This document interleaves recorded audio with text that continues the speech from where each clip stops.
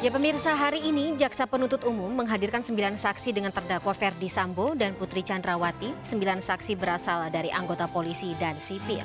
Tewasnya anggota polisi lingkaran terdekat Sambo, Brigadir Yosua ini juga turut menyeret anggota polisi lainnya dalam pusaran kasus ini.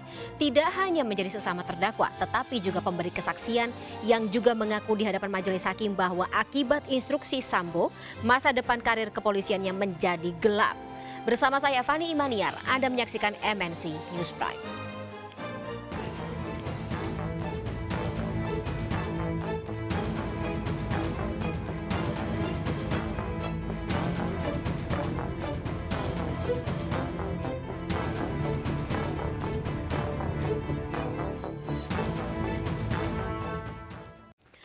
Sembuh dari COVID-19 pemirsa, Putri Chandrawati hadir langsung dalam sidang hari ini. Sebelumnya, Putri hadir secara daring atau online melalui Zoom pada sidang lanjutan pemeriksaan saksi di Pengadilan Negeri Jakarta Selatan pada 22 November yang lalu.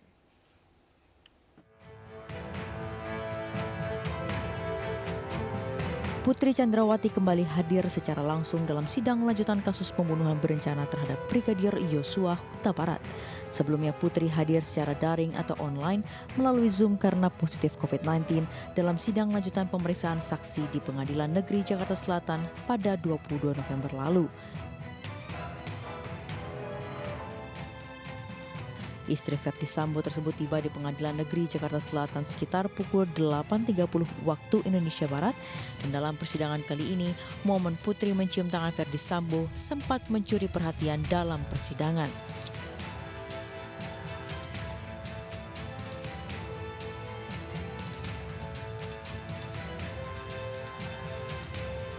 Putri didakwa melakukan tindak pidana pembunuhan berencana terhadap Brigadir Yosua bersama dengan Ferdi Sambo, Barda Richard Eliezer, Bribka Riki Rizal, dan Kuat Ma'ruf.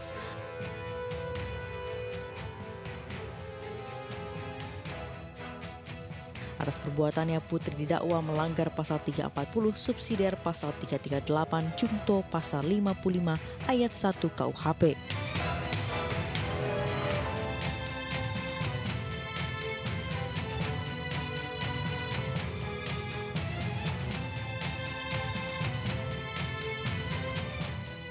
Dan dalam sidang hari ini pemirsa, mantan Kasat Reskrim Polres Metro Jakarta Selatan AKBP Ridwan Soplanit mengutarakan keluhannya kepada Ferdi Sambo.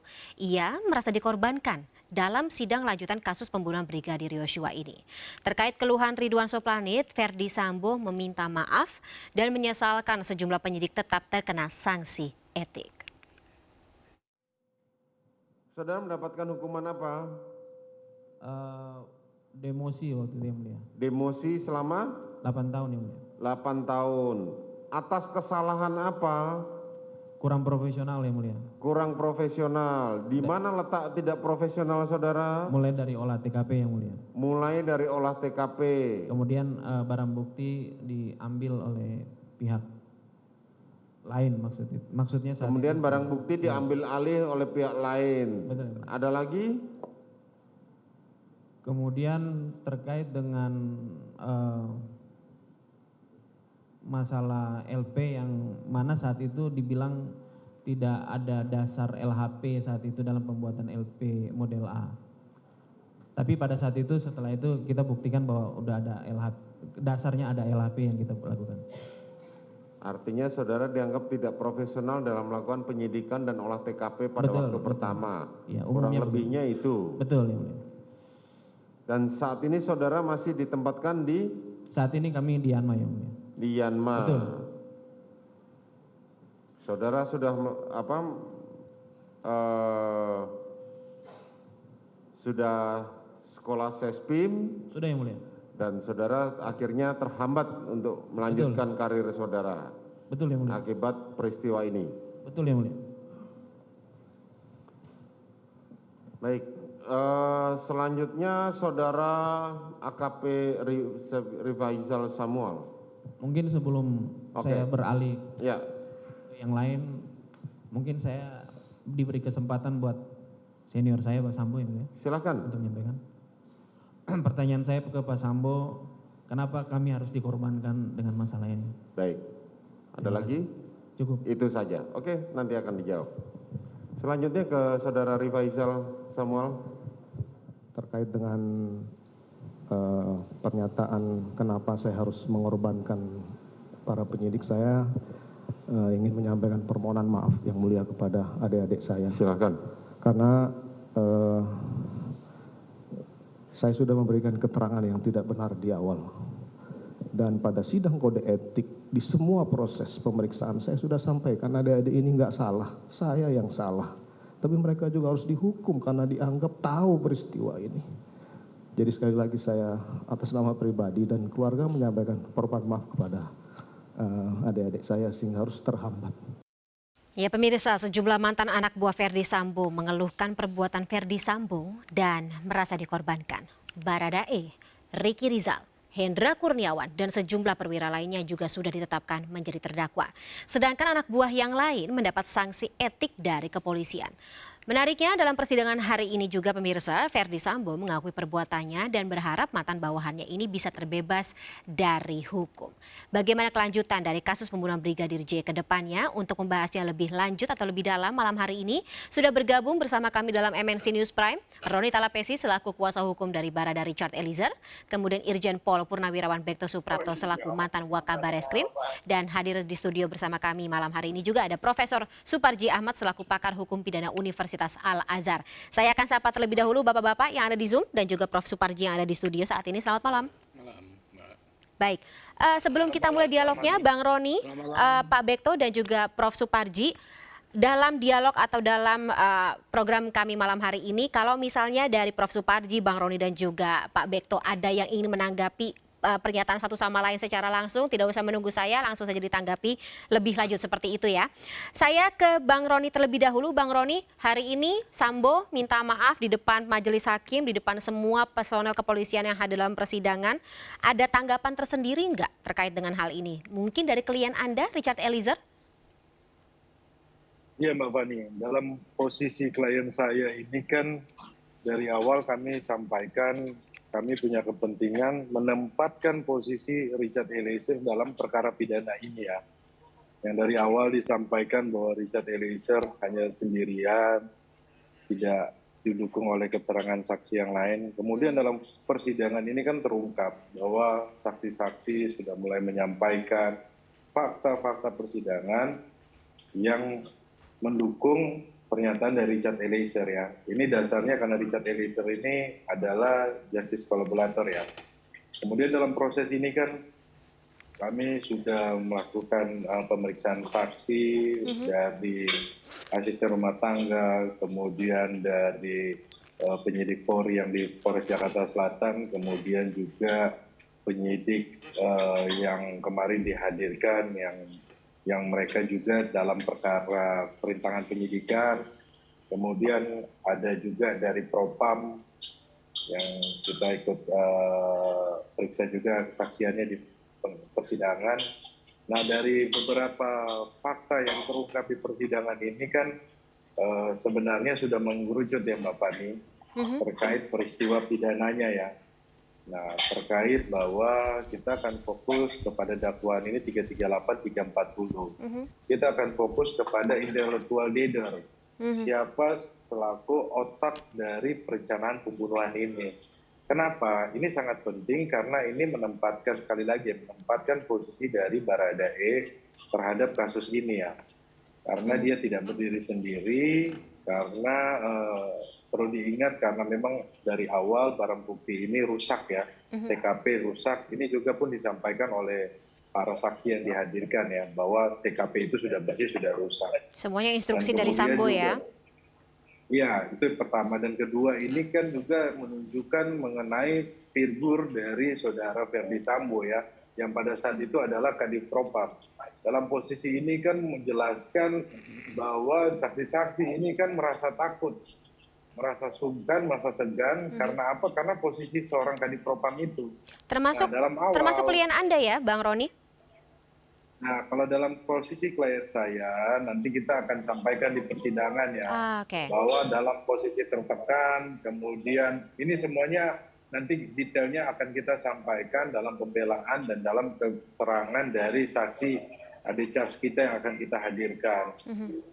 Nah, seperti itu Mbak Fani. Baik, dalam pledoi nanti akan katakanlah disampaikan. Kita akan juga mendengar seperti apa, mungkin ada informasi terkait dengan apakah yang bersangkutan Verdi Sambo ini minta maaf secara langsung kepada klien Anda Richard Eliezer atau tidak, seperti itu ya Bang Roni? Ya, nanti kita lihat ya dalam persidangan ya. Tetapi sekali lagi bahwa buat kami adalah yang penting terkait dengan barang bukti. Kemarin kan kami sudah menanyakan kepada salah satu saksi yang bernama Kombes Santo, karena yang bersangkutan ini yang mengambil barang bukti tersebut, senjata milik dari klien saya. Nah, itu disampaikan bahwa sisa dari peluru dari Glock milik dari Baradae Richard Eliezer ada 12. Nah, ini persesuaian dengan saksi yang sebelumnya dihadirkan dari Polres Jakarta Selatan menyampaikan, mereka ikut menyaksikan menghitung peluru sisa 12.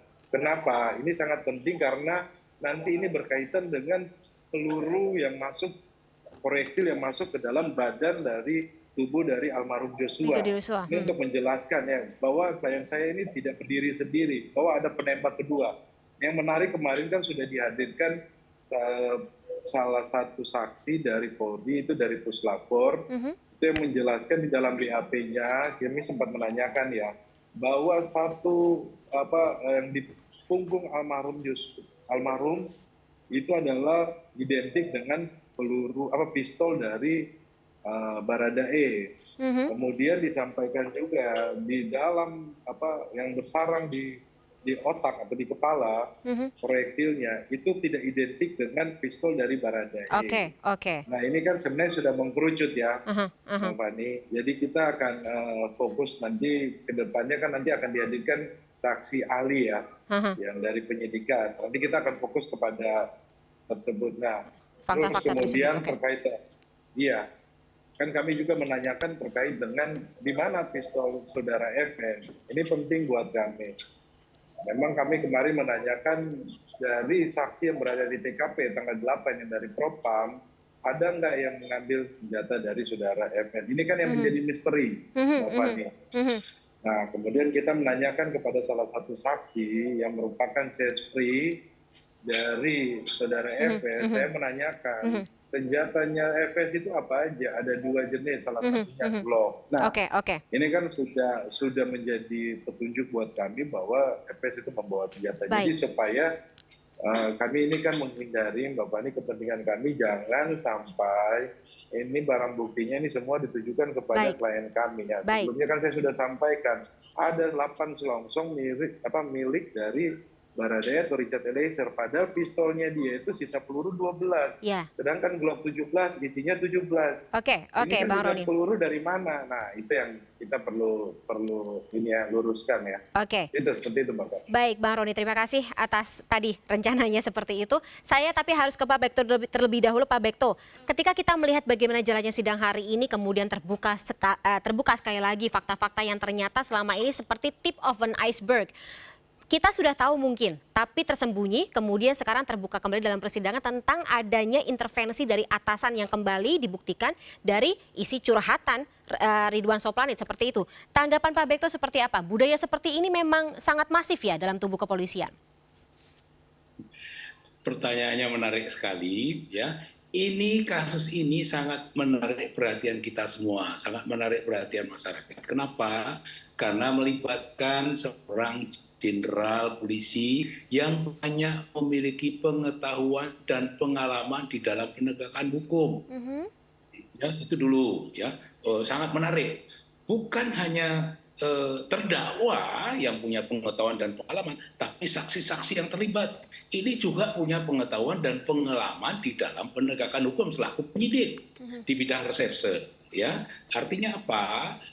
Ini seorang Verdi Sambo ini paham, ya, paham hukum formal maupun hukum material. Kemudian paham proses penegakan hukum. Ya. Yang menarik yang ditanyakan oleh Fani adalah ditanya dengan keterikatan emosional antara pelaku dengan para saksi. Ini anak buah dengan atasan begitu dekat. Ini ada misteri yang orang banyak tidak paham, ya. Orang banyak tidak paham polisi itu paling tidak mau suruh memproses polisi yang lain, paling tidak mau bersaksi untuk polisi yang lain. Baik. Ya, ini budaya bukan hanya polisi Indonesia, Fani ya. Ini polisi seluruh dunia itu menghindari, ya, karena dia punya kewajiban untuk melindungi polisi, ya. Tapi ini ya berkat juga ya, ada blessing ya. Ini yang awalnya ada rekayasa, itu semua terbongkar. Oke. Ya, kegigihan banyak pihak itu akhirnya terbongkar. Jadilah sekarang ini membuat para saksi itu kondisinya bingung, ya, antara yang dia ketahui, dia lihat, dia dengar, dia alami, dengan bagaimana dia harus bersaksi di sidang pengadilan. Biar bagaimana ada hubungan emosional tadi, mungkin saya tidak tahu, kita semua tidak tahu, hubungan baik ya, hubungan jasa baik antara Pak Sambo dengan anak buahnya, kita tidak tahu ya. Ya, kemudian Pak Sambo ini posisinya waktu itu Kadipropam itu sangat menentukan untuk karir seorang anggota polisi dan sebagainya. Itu juga harus kita perhatikan di sini ya. Jadi kalau saya sebagai mantan polisi sangat maklum ya kebingungan seperti ini. Yang menarik tadi ada dua. Yang pertama, Pak Ferdi Sambo meminta maaf secara langsung di sidang pengadilan. Karena menurut saya Pak Ferdi Sambo sudah nggak bisa ngelak lagi. Ya, ini bukti-bukti ini akan mengarahkan bahwa dia akan terbukti melakukan pembunuhan. Apakah nanti pembunuhannya berencana atau tidak, itu. Jadi upaya minta maaf ini karena pengetahuan pengalaman Pak Ferdi Sambo bahwa ini sebagai upaya untuk meringankan. Ini yang pertama. Yang kedua yang menarik adalah pertanyaan dari Ridwan Soplanit. Ridwan Soplanit itu menanyakan kenapa saya harus dikorbankan. Ya ini cerita dia sangat 8 tahun demosi sih Pak, ya wajar sih kalau jadi seperti itu. Ya, tapi saya melihatnya karena saya mantan polisi, saya 35 tahun pengamatan terlibat sebagai anggota polisi, sebagai penyidik. Ya. Ini juga dalam hidup semua penyidik itu selalu dihadapkan kepada pilihan-pilihan tindakan. Pilihan tindakan yang dia ambil itu, ya itu akibat yang harus dia terima. Konsekuensi ya. Kenapa dia mau menerima ini? Meskipun itu berat, ya. Saya tahu itu berat. Tapi ini adalah pilihan tindakan yang dia pilih sendiri, ya, untuk bersikap, untuk menghadapi kasus ini. Begitu, Fani. Baik. Pak Suparji, kata Pak Bekto, ini konsekuensi dari para anggota kepolisian sendiri, setuju? Ya, konsekuensi pada sisi mana ya? Kalau konsekuensi kemudian bahwa dia harus tunduk dan patuh kepada perintah atasan, sementara perintah tadi adalah tidak sesuai dengan fakta, tidak sesuai dengan aturannya, perundang-undangan, bertentangan dengan etika, maka menurut saya ini adalah bukan satu konsekuensi, tetapi adalah sebuah kultur yang mana relasi kuasa yang sangat-sangat dominan di situ. Pada sisi lain adalah satu loyalitas yang kemudian secara personal, bukan secara institusional. Dengan terungkapnya di dalam persidangan kali ini adalah momentum yang baik, bagaimana ke depan adalah membangun sebuah kultur yang kemudian berimbas pada struktur, bagaimana patuh dan tunduk pada sistem, patuh dan tunduk kepada aturan, pada regulasi yang berlaku. Karena dengan demikian, maka yang tercipta adalah loyalitas kenegarawanan, bukan loyalitas personal. Nah, pada sisi yang lain, bahwa persidangan kali ini dengan permintaan maaf tadi patut diapresiasi. Pembelaan dalam sidang etik patut diapresiasi. Namun demikian, yang terpenting adalah bagaimana permintaan maaf diikuti dengan tindakan-tindakan yang antara lain jangan sampai menimbulkan korban baru di dalam persidangan ini. Misalnya sempat muncul ya potensi-potensi korban, misalnya ketika ART Susi pada waktu itu di mana ada kecenderungan dalam pandangan pihak-pihak tertentu apa yang disampaikan tidak sesuai dengan fakta, yang kemudian ada ancaman tentang saksi palsu. Jadi ini yang harus kemudian secara konsisten permintaan maaf tadi itu diikuti dengan tindakan-tindakan. Jangan sampai bahwa permintaan maaf tanpa sebuah tindakan akan melahirkan penyesalan baru. Nah, pada sisi yang lain, pada fakta persidangan kali ini mengkonfirmasi bahwa sesungguhnya ada sebuah rekayasa, ada sebuah cipta kondisi yang tidak sesuai dengan fakta, yang pada akhirnya direpresentasikan seolah-olah anak buahnya menjadi korban. Dengan demikian bisa mengarahkan bahwa misalnya laporan pelecehan seksual menjadi terpatahkan, menjadi kemudian tidak terkonfirmasi, menjadi tidak terbukti. Karena suatu pertanyaan yang menarik dari hakim tadi, apakah ini adalah sesuatu yang wajar? Wah, ini adalah suatu peristiwa yang luar biasa.